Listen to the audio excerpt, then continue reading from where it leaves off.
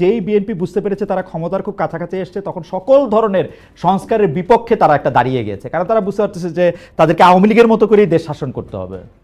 তাদেরকে আরেকজন তাদেরকে আরেকজন তাদেরকে আরেকজন মানে মানে আমি কি বলবো, মানে শেখ হাসিনাকে আদর্শ মেনেই প্রধানমন্ত্রী হতে হবে। আমি একবারও বলছি না যে বিএনপির শাসনামলে বাংলাদেশ বেহেশত ছিল। হ্যাঁ, আমি অস্বীকার করবার কোনো উপায় নাই, বিএনপি জামাতের সঙ্গে জোটের রাজনীতি করেছে। বিএনপি নিজামী গাড়িতে পতাকা তুলে দিয়েছে, মন্ত্রিত্ব দিয়েছে। এগুলো অস্বীকার করবার কিছু নেই, এগুলো ইতিহাস, এগুলো আমরা সকলেই জানি। কতটা অধিকার আদায়ের রাজনীতি, এসব নিয়ে কথা বলার জন্য এখন আমাদের সঙ্গে আছেন বিএনপির আন্তর্জাতিক বিষয়ক সম্পাদক ব্যারিস্টার রুমিন ফারহানা। ব্যারিস্টার রুমিন ফারহানা আমাদের সাথে ব্রাহ্মণবাড়িয়া থেকে সংযুক্ত হচ্ছেন। ব্যারিস্টার ফারহানা, আপনাকে আমাদের অনুষ্ঠানে স্বাগত জানাই। আপনি আমাদের সাথে যুক্ত হয়েছেন, সেজন্য আমাদের শুভেচ্ছা ও কৃতজ্ঞতা জানাবেন।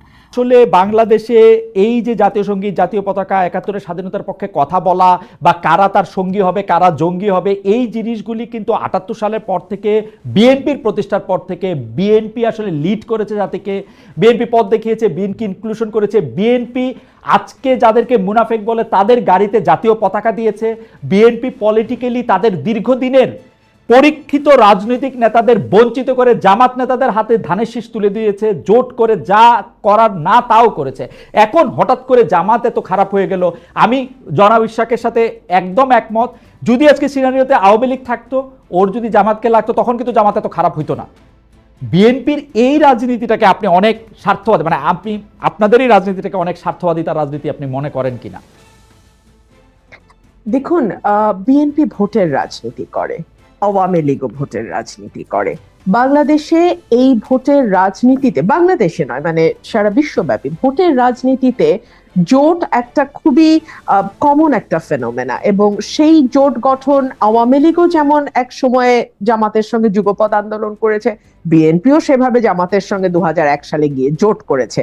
কিন্তু গত ১৫ বছর আমরা যেভাবে মুক্তিযুদ্ধের ইতিহাস বিকৃতি, সকল কৃতিত্ব একজনের হাতে দিয়ে দেওয়া, মুক্তিযোদ্ধার তালিকার মধ্যে হাজারে হাজারে ভুয়া মুক্তিযোদ্ধা ঢোকানো, কিংবা ধরুন একেবারে legal frame, digital security act করে দিয়ে মুক্তিযুদ্ধের ব্যাপারে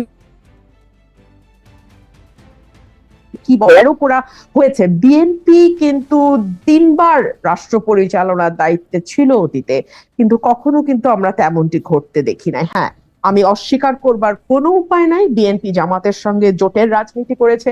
বিএনপি নিজামী গাড়িতে পতাকা তুলে দিয়েছে, মন্ত্রিত্ব দিয়েছে। এগুলো অস্বীকার করবার কিছু নেই, এগুলো ইতিহাস, এগুলো আমরা সকলেই জানি। তবে বাংলাদেশে রাজাকারের গাড়িতে প্রথম পতাকা আওয়ামী লীগ কিন্তু যখন তারা ক্ষমতায় এসেছিল ৯৬ সালে, তখন কিন্তু তারা তুলে দিয়েছিল নুরু রাজাকারের গাড়িতে, আমার যদি নামটা যদি ভুল না করে থাকি। হ্যাঁ, তো তারা তুলে দিয়েছিল।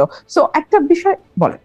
না, আমি কিছু বলতে চাইতেছি না, আমি শুধু মনে করাই দিতে চাচ্ছি যে মানে আমি এটা আওয়ামী লীগের আমলে বিএনপি নেতৃবৃন্দকে খুব বলতাম, সরি আওয়ামী লীগের নেতৃবৃন্দকে খুব বলতাম, কিছু হলে বিএনপি জামাতের দোষ দিত, তো তা আমি ওদেরকে মনে করাই দিতাম যে ভাই আপনি তো দল করেন আওয়ামী লীগ, বিএনপি জামাত কি করলো সেটার অনুসরণ কেন করেন? না না, আমি জাস্ট এটুকুই বলতে চাইছি যে দুটো দলই কিন্তু ভোটের রাজনীতিতে জোট করেছে, বিভিন্ন সময় বিভিন্ন দলের সঙ্গে জোট করেছে। আমি আজকে একটা খবরের দিকে আপনার একটু দৃষ্টি আকর্ষণ করি। বাংলা ৭৮-এর ইতিহাস পরিবর্তনের উদ্যোগ ইউনূস সরকারের। Isn't it a very alarming news? এবং সেই নিউজটার ভেতরে যখন আপনি ঢুকবেন, আপনি দেখবেন সেখানে বলা হচ্ছে জামাতে ইসলামী আরো দুটো দল, হ্যাঁ, এই দুটো দল ইসলামপন্থী, তাদের ব্যাপারে ৭১-এর এই দল তিনটার নাম বাদ দিতে হবে ইতিহাস থেকে। পরবর্তীতে এই ব্যাপারে জামুকা জানতোই না, যখন জানতে পারলো তখন তাদের তীব্র প্রতিবাদের মুখে এইটুকু বলা হলো যে তৎকালীন জামাতে ইসলামী এবং অন্য দুটো ইসলামিক দলের আগে তৎকালীন শব্দটা বসিয়ে দেয়া হবে। তো আমি মাত্র কিছুক্ষণ আগে আমি নিউজটা দেখেছি, সো আমি আসলে পুরোটা পড়তে পারিনি। এই নিউজটার ভেতরে খুব পরিষ্কার বলে দেওয়া আছে যে মুক্তিযুদ্ধের ইতিহাস থেকে কিভাবে জামাতকে এবং জামাতের অ্যালাইড যে পলিটিক্যাল পার্টিগুলো ছিল সেই সময়, তাদেরকে বাদ দেবার একটি চেষ্টা আমরা লক্ষ্য করছি। আপনি দেখুন, এই সরকারের আগে যে সরকারটি ছিল ইমিডিয়েটলি বিফোর আওয়ামী লীগের যে সরকার, তাদের ব্যাপারে আমি সংসদে দাঁড়িয়ে একবার বলেছিলাম যে বাংলাদেশের ইতিহাসে এত বেশি মুক্তিযুদ্ধের বিপক্ষের কোন শক্তি আওয়ামী লীগের মতন কোনোদিন ক্ষমতায় আসে নাই, বিকজ আওয়ামী লীগ যেটা করেছে, বাংলাদেশের মুক্তিযুদ্ধের যে মূল স্পিরিট, সাম্য, মানবিক মর্যাদা, সামাজিক ন্যায় বিচার এবং গণতন্ত্র, এই প্রতিটা জিনিসকে গত 15 বছরে তারা ধ্বংস করে দিয়েছে। আমি একটু আপনার সাথে শামিল হই এই ব্যাপারে, আমি আপনার সাথে সম্পূর্ণ একমত। আওয়ামী লীগ সবচেয়ে বেশি মুক্তিযুদ্ধের যে স্পিরিটটার কথা তারা বলেছে তার বিপক্ষে তার প্রতিটা অবস্থা ছিল, কি বলে, প্রাতিষ্ঠানিক মানে প্রতিষ্ঠানগুলিকে ধ্বংস করা থেকে শুরু করে গণতন্ত্রকে বজায় না রাখা, মানে সমাজতন্ত্র নিশ্চিত না করা, ধর্মনিরপেক্ষতা, জাতীয়তাবাদের ক্ষেত্রেও তারা 10-0 পেয়েছে। একদম। কিন্তু আপনি যদি একটু বিএনপি রাজনীতিটা যদি একটু বলেন একটু সুবিধা। দেখুন, বিএনপির হাত ধরে কিন্তু এই যে 4র্থ সংশোধনী, যেটা বাংলাদেশের সংবিধানের মূল স্পিরিটটাকে নষ্ট করে দেয়, একদলীয় শাসন ব্যবস্থার দিকে নিয়ে যায়, আজীবন রাষ্ট্রপতি ঘোষণা করার দিকে নিয়ে যায়, সেই জায়গা থেকে বাংলাদেশকে মুক্ত কিন্তু বিএনপি করেছে। বাংলাদেশের সংসদীয় গণতন্ত্র সেটাও বিএনপির হাত ধরে এসছে। আমি একবারও বলছি না যে বিএনপির শাসনামলে বাংলাদেশ বেহেশত ছিল, বাট তারপরেও তো রাজনীতির আলোচনা তুলনামূলকের ভিত্তিতেই হয় সব সময়। সো অন্য যে পলিটিক্যাল পার্টিগুলো ক্ষমতায় ছিল তার চেয়ে বিএনপির পারফরমেন্সের দিক থেকে যদি আপনি হিসাব করেন, কোনো দল পারফেক্ট না, কিন্তু তারপরেও যদি আপনি তুলনামূলক একটি চিত্র করেন, তাহলে বিএনপির সঙ্গে আমি খুবই বিনীতভাবে বলি অন্য কোনো রাজনৈতিক দলের কোনো তুলনাই হয় না। আপনি দেখুন, বিএনপি 31 দফা দেওয়ার আগে ভিশন 2030 দিয়েছিল, সেটা দিয়েছিল 2016 সালে দেশনেত্রী বেগম খালেদা জিয়া। খুব ইন্টারেস্টিং, বিএনপি অনেকগুলি সংস্কার প্রস্তাব করেছে, 31 দফা খুব ভালো, কিন্তু যেই বিএনপি বুঝতে পেরেছে তারা ক্ষমতার খুব কাছাকাছি এসছে, তখন সকল ধরনের সংস্কারের বিপক্ষে তারা একটা দাঁড়িয়ে গেছে, কারণ তারা বুঝতে পারতেছে যে তাদেরকে আওয়ামী লীগের মতো করেই দেশ শাসন করতে হবে, তাদেরকে আরেকজন মানে আমি কি বলবো, মানে শেখ হাসিনাকে আদর্শ মেনেই প্রধানমন্ত্রী হতে হবে।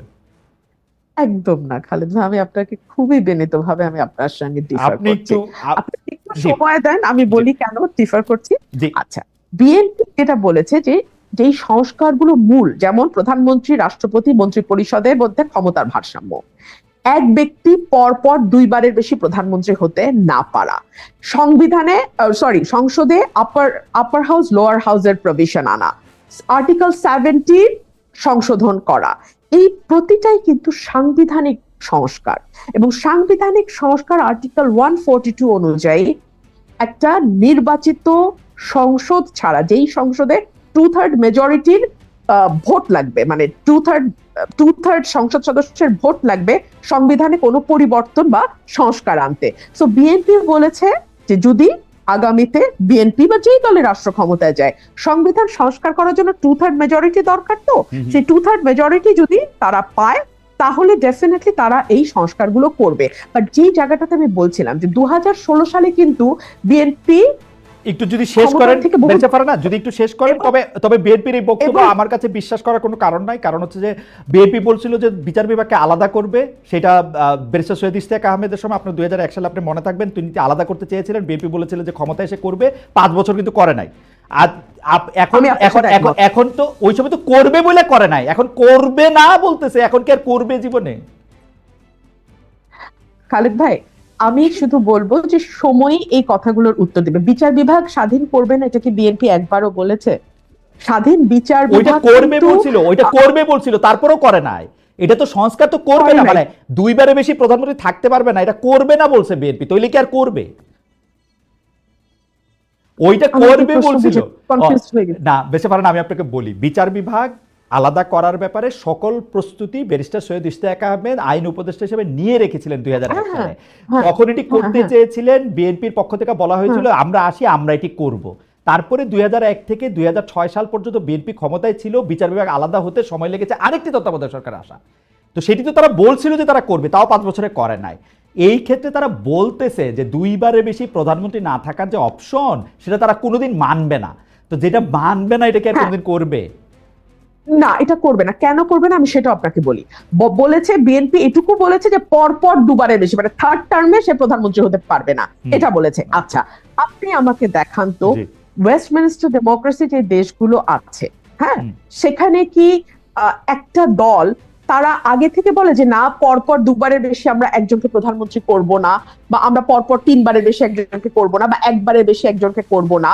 এটা তো দলের নিজস্ব সিদ্ধান্ত যে তারা কাকে প্রধানমন্ত্রী করবে, কাকে প্রধানমন্ত্রী Absolutely. করবে না।